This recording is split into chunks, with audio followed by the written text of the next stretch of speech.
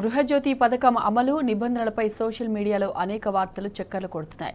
Ration card ఉంటేనే గృహజ్యోతి పథకం అంటూ ప్రచారం జోరుగా సాగుతోంది. అయితే గృహజ్యోతి పథకానికి సంబంధించిన నిబంధనలపై ప్రభుత్వం ఎలాంటి ఉత్తర్వులు జారీ చేయలేదు.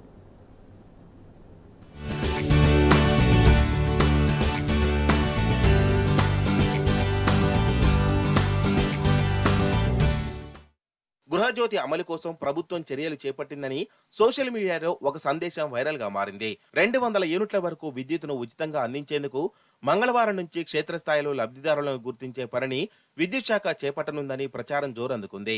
రేషన్ కార్డు ఉన్న వారికే గృహజ్యోతి పథకం వర్తింపజేసేలా కాంగ్రెస్ ప్రభుత్వం చర్యలు చేపట్టిందని వాట్సాప్ సందేశంలో ఉంది.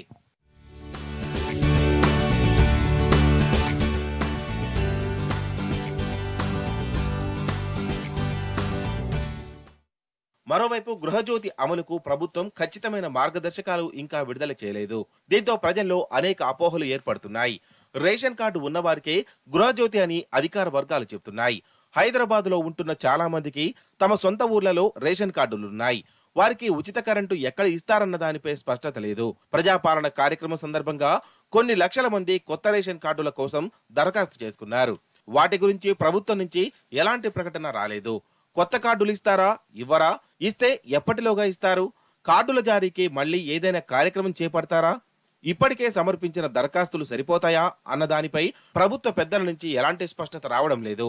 ఇప్పుడు గృహజ్యోతి పథకం అమలు చేస్తే ముఖ్యంగా గ్రామాల నుంచి బతుకు తెరువు కోసం వచ్చిన అద్దె ఇండ్లలో ఉంటున్న వారి పరిస్థితి ఏమిటన్న దానిపై కూడా స్పష్టత కరువైంది.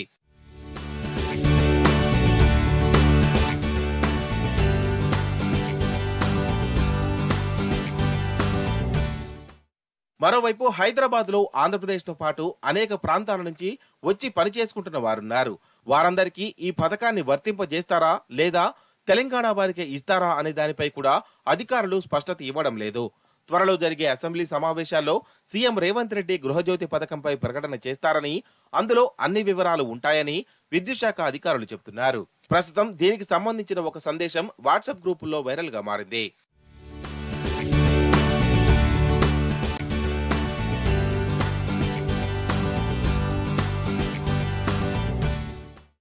దక్షిణ తెలంగాణ విద్యుత్ పంపిణీ సంస్థ పరిధిలోని గ్రేటర్ హైదరాబాద్ లో మొత్తం గృహ వినియోగ విద్యుత్ కనెక్షన్లు 52 లక్షల వరకు ఉంటే అందులో సుమారు 30 లక్షల లోపు వినియోగదారులు 200 యూనిట్ల లోపు విద్యుత్తును వినియోగిస్తున్నట్లు సమాచారం. కాగా ఇప్పటికే ప్రజాపాలన కింద వచ్చిన దరఖాస్తుల్లో సుమారు 19 లక్షల మంది గృహజ్యోతి పథకం కోసం గ్రేటర్ పరిధిలో దరఖాస్తు చేసుకున్నారు.